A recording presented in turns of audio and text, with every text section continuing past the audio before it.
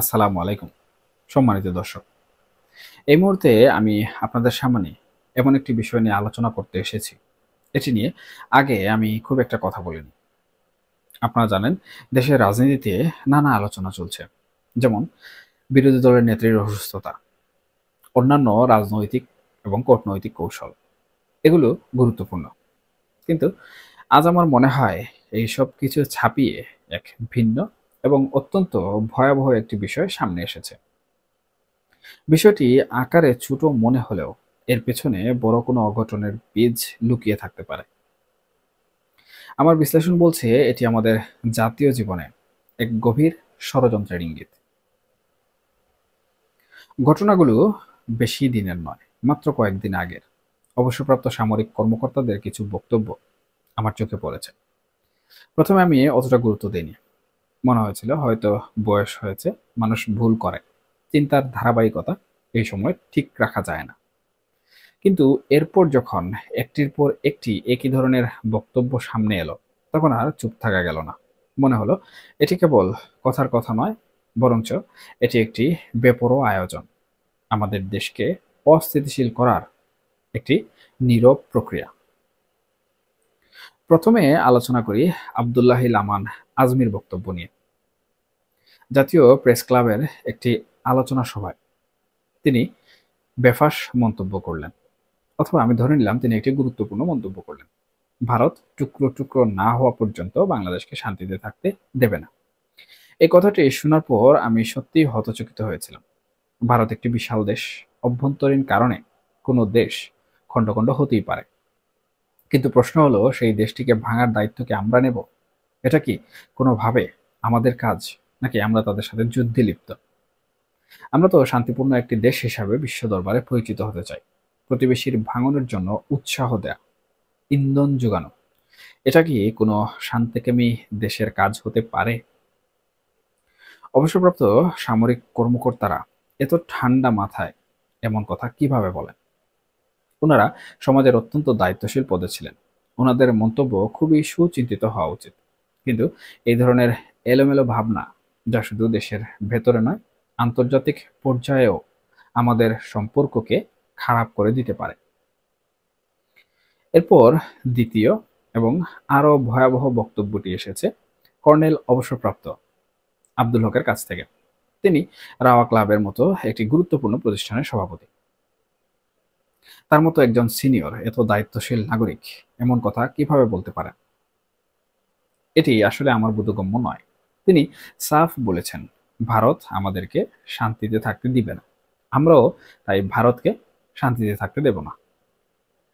এরপর তিনি যা বললেন তা রীতিমতো দেশের সার্বভৌমত্বের প্রশ্নে উস্কানিমূলক। তিনি বলছেন, ভারত আমাদের দেশকে দখল করতে চায়, তাই আমরা বসে থাকব কেন? তিনি সরাসরি সেভেন সিস্টার্সের প্রসঙ্গ এখানে টেনে এনেছেন। তার মতে যতক্ষণ পর্যন্ত আমরা ওই ৭টি রাজ্যকে আলাদা আলাদা ৭টি স্বাধীন রাষ্ট্রে পরিণত করতে না পারব, ততক্ষণ পর্যন্ত বাংলাদেশ কোনোভাবেই নিরাপদ নয়। এই তথ্য কর্নেল সাহেব আসলে কোথায় পেলেন? ভারত আমাদের দেশ দখল করতে চায়, এই গোপন তথ্য উনার কাছে পৌঁছালো কি করে? ভারতের কোনো কর্মকর্তা কি কখনো এমনটা বলেছেন? না বললেও ভারতের মনোভাব দেখে উনার এমন মনে হয়েছে।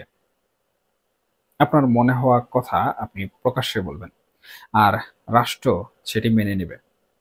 এটা কি কোনোভাবে সম্ভব? আমার মনে হয় না। আমি প্রকৃতপক্ষে জানতে চাই, আমাদের এই সরকার যারা এখন ক্ষমতায় আছেন, তারা কি আব্দুল হক সাহেবের এই কথার সঙ্গে কোনোভাবে একমত পোষণ করেন? আমাদের পররাষ্ট্র উপদেষ্টা কি সুরে সুর মিলিয়ে বলবেন, আমরা সেভেন সিস্টার্সকে বিচ্ছিন্ন করতে চাই? যদি উনারা না বলেন, তবে আব্দুল হককে এমন কথা বলতে দেয়া হচ্ছে কেন? কোন স্বার্থে? তিনি আরও বলছেন, সেভেন সিস্টার্সের মানুষজন নাকি আলাদা হওয়ার জন্য প্রস্তুত, কিন্তু আমরা তাদের সাহায্য করতে পারছি না। তার মানে আমাদের সাহায্য করা উচিত। ভাবুন একবার, কি দিয়ে আমরা সাহায্য করব? এবং আরেকটি প্রশ্ন, আমরা কেন সাহায্য করব? প্রতিবেশী একটি রাষ্ট্রের এক অংশকে খণ্ড বিখণ্ড করার জন্য আমরা এখান থেকে লোক পাঠাবো, মদদ দেব? পৃথিবীর কোনো রাষ্ট্র কি এটিকে মেনে নেবে? আমরা যদি এই কাজটা করি, তারা যদি আমাদের মতো করে একই কাজ শুরু করে, তখন আমরা কি বলব? তারা করলে আধিপত্যবাদ, আর আমরা করলে সেটা কি? এই কাজ আমরা কেন করতে যাব? এটি আমাদের কোনোভাবেই যুক্তিসঙ্গত কাজ নয়। এখানেই থেমে থাকেননি। কর্নেল হক আরো বলেছেন, আমাদের সার্ভাইভালের জন্য তারা যদি আমাদের দেশ দখল করতে পারে, আমরা কেন তাদের নতুন রাষ্ট্র তৈরি করতে সাহায্য করতে পারবো না? তিনি বলছেন, প্রতিবেশী বদলানো যায় না, কিন্তু নতুন প্রতিবেশী তৈরি করা যায়। এই নতুন প্রতিবেশী তৈরি করার মাধ্যমেই আমরা নাকি বাংলাদেশকে স্বাধীন সার্বভৌম রাষ্ট্র হিসাবে প্রতিষ্ঠা করতে পারবো। আমি সত্যি কথা বলছি, আমার কাছে এটি অবিশ্বাস্য লেগেছে। একজন সেন্সেবল, দায়িত্বশীল মানুষ, সামরিক কর্মকর্তাদের একটি ক্লাবের সভাপতি এমন যুদ্ধবাজ কথা বলছেন। আপনাদের অবাক না লাগলেও আমার এখানে রীতিমতো অবাক লাগছে। আপনি আপনার ব্যক্তিগত মতবাদ রাখুন, কিন্তু এমন কথা বলছেন কেন যা পুরো দেশের জন্য চরম অশান্তি ডেকে আনতে পারে? দেশের মানুষকে যুদ্ধের দিকে ঠেলে দিতে পারেন না আপনি। এটি আপনার কাজও নয়। সবচেয়ে বড় কথা, আমি এই সরকারের কাছে দায়বদ্ধতা দেখছি। এই ধরনের একজন লোককে কথা বলার সুযোগ দেওয়া হচ্ছে কেন? তাকে বাইরে চলাফেরা করতে দেয়া কেন বিপজ্জনক নয়? আমার মনে হয় তাকে তো ধরে বর্তমান সময়ে জেলে ঢুকানো উচিত। যদি রাষ্ট্র তাকে এই দায়িত্ব দিত, তবে আমরা রাষ্ট্রের সমালোচনা করতাম। এখন আমি সরকারের সমালোচনা করছি। এমন উস্কানিমূলক কথা বলার সুযোগ করে দেওয়ার জন্য আমি এই সরকারের সমালোচনা করছি।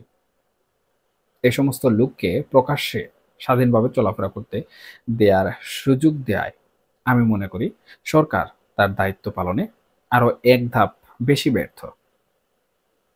এই ঘটনাকে যত ছোট মনে করা হোক না কেন, যখন দেখছি আব্দুল্লাহিল আজমির পর আব্দুল হক সাহেবও একই সুরে কথা বলছেন, তখন আমার মনে হচ্ছে একটি বড় গোষ্ঠী হয়তো দেশে কিছু একটা বড় করার চেষ্টা করছে। আর সেটা করতে গেলে আল্টিমেট পরিণতি কি হবে? আমরা কি একটি যুদ্ধবাজ জাতিতে পরিণত হতে চাই? এই যুদ্ধবাজ জাতিতে পরিণত হওয়ার মদদটা আসলে আসছে কোথা থেকে? ভারতের ঝামেলা হলে কার লাভ? পাকিস্তানের লাভ। আমরা কি তাহলে পাকিস্তানের নতুন জেনারেল অসীম মুনির সাহেবের অনুগত হয়ে থাকতে চাচ্ছি? কি হচ্ছে এখানে? আমার মনে হয় এই সরকারটিকে আমি আগেও নন সিরিয়াস বলেছিলাম। এখন মনে হচ্ছে এটি সত্যি একটি দায়িত্বহীন সরকার। অন্য একটি রাষ্ট্রের ব্যাপারে এ ধরনের উস্কানিমূলক কথা বলার পরও যদি সরকার কোনো পদক্ষেপ না নেয়, তবে এই সরকারকে দায়িত্বহীন ছাড়া আর কি বলা যায়? প্রিয় দর্শক, দেখুন, আমরা শান্তিপ্রিয় মানুষ। আমরা কোনো যুদ্ধ চাই না, কোনো গন্ডগোল চাই না, কোনো অনুপ্রবেশ আমরা চাই না। আমরা আমাদের উপর কারো আধিপত্য বিস্তারও চাই না। আমরা কেবল নিজেদের মতো করে শান্তিতে বসবাস করতে চাই। যারা এই শান্তির পথে বাধা তৈরি করবেন, যারা ষড়যন্ত্রের কথা ছড়াবেন, তাদের বিরুদ্ধে আমাদের প্রতিবাদ করতে হবে। এই বেপরোয়া আয়োজন কোনোভাবেই মেনে নেওয়া যায় না। এ বিষয়ে সরকারের অবিলম্বে আমি মনে করি ব্যবস্থা নেওয়া উচিত। আর না হলে কি হবে? এই যে আমরা মিডিয়াতে শুনতে পাই, আমাদের দেশে হস্তক্ষেপ করছে, ভারত এটা করছে, ভারত সেটা করছে। এটা কিন্তু আরো ব্যাপক হারে বেড়ে যাবে। দেশ অস্থিতিশীল হয়ে যাবে। ইউনূস সাহেব কেন এর থেকে বড় ব্যক্তি দেশ চালাতে আসলেও দেশ চালাতে পারবেন না? পরিণতি হবে ভয়ানক। দেশের সামরিক, বেসামরিক, অর্থনীতি সবকিছু মুখ থুবড়ে পড়বে। আর এর মাধ্যমে একটা স্বাধীন দেশ ধ্বংস হয়ে যাবে।